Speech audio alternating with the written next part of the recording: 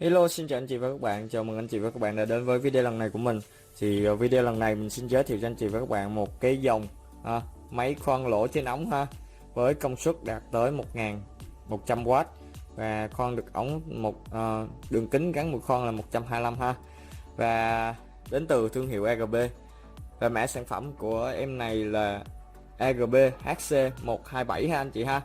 Thì máy khoan trên lỗ ống thì được thiết kế để khoan nhanh chóng trên cái lỗ ống mà 127mm và trên ống với cái đường kính là 127mm. Rồi xong thì ống thì ống máy thì thiết kế rất là đẹp, với phần khung thân thì như anh chị để thấy thì phần thân vỏ thì được thiết kế bằng hộp kim nhôm, chịu lực chịu nhiệt rất là tốt ha. Đây phần thân máy ha. Bên trên thì phần động cơ thì được là ốp bằng nhựa bằng nhựa cao cấp của AGB, thương hiệu AGB thì đến từ Đài Loan rồi, bảo hành chế độ bảo hành 12 tháng, có tem mã QR để chúng ta phân biệt hàng thật hàng nhái và tem bảo hành ha. Sử dụng nguồn 2.2 với dây chấu 2 chấu đây ha. Và bên đây thì nó có cái công tắc on off đây thôi ha, công tắc on off. Rồi tiếp theo đó thì bên trên phần đầu thì đi kèm với máy thì hãng sẽ tặng cho chúng ta mũi khoan đầu khoan 16 ly.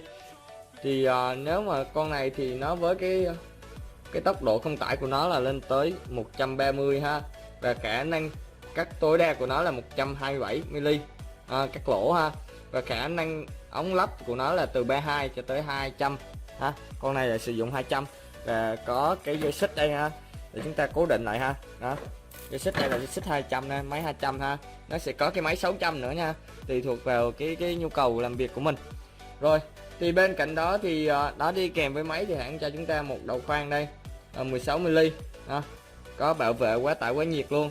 Trọng lượng con này thì 14,5 kg ha, 14,5 kg. Máy rất là đẹp ha.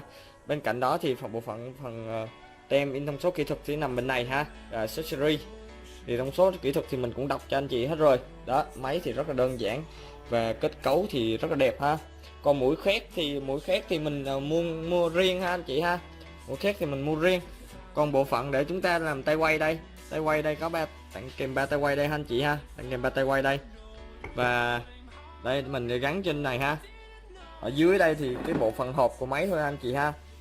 Đây là cái bộ phận để mình tháo đầu khoan thôi ha, tháo mũi khoan thôi. Đó, máy rất là đẹp. Đi kèm với máy thì một đầu khoan 16 ly ha. Còn mũi khét lỗ thì hãng không tặng nha anh chị ha. Mũi khét lỗ thì mình phải mua riêng. Và bên mình cũng có bán mũi khét đầy đủ hết. Đó, dây xích 200 ha, dây xích 200. Đấy, rồi muốn có cái máy to hơn, máy 600 thì cũng có ha anh chị ha.